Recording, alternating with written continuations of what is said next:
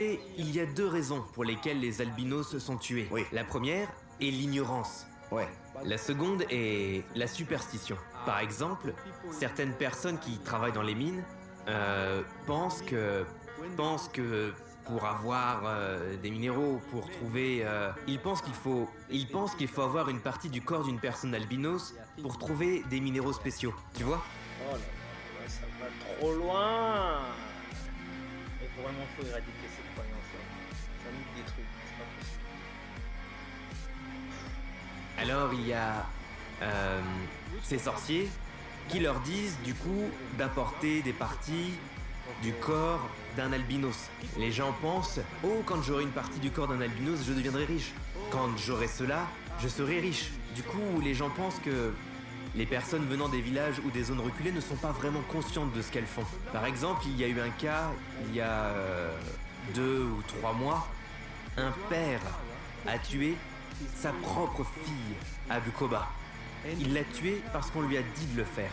Sans même recevoir quoi que ce soit en retour, juste une promesse. Quand nous la tuerons, nous la vendrons et nous aurons de l'argent. Oh là.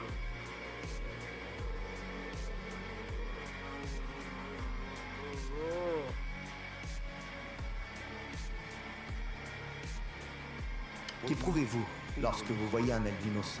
J'ai un ami albinos très cher.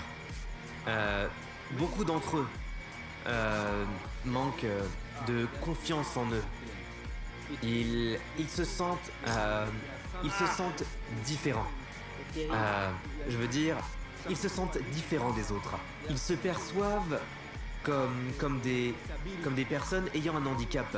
Mais à ce que je sache, autant que je sache, l'albinisme n'est pas un handicap, mais une condition qui peut simplement arriver à quelqu'un. Vous pouvez penser exactement comme une personne non albinos, marcher de la même manière, avoir les mêmes compétences, peut-être même meilleures qu'une personne qui n'est pas albinos.